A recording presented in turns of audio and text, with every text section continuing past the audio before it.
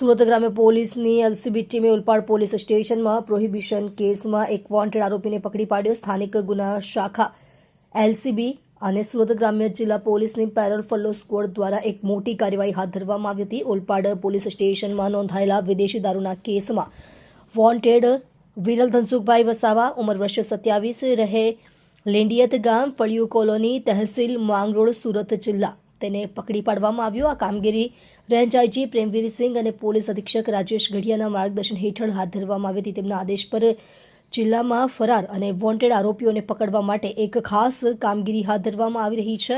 LCB PI RB ભટ્ટોળના નેતૃત્વ હેઠળ અલગ અલગ ટીમો બનાવવામાં આવી હતી અને માનવ ગુપ્ત માહિતી અને ટેકનિકલ દેખરેખનો ઉપયોગ કરીને તપાસ હાથ ધરવામાં આવી હતી. દરમિયાન એએસઆઈ રોહિતભાઈ બાબુભાઈ અને અન્ય એક હેડ કોન્સ્ટેબલ અનિલભાઈ રામજીભાઈને માહિતી મળી હતી કે આરોપી જોય એન્ડ જોય રિસોર્ટથી લીંડિયત તરફ જતા રસ્તા પર છે.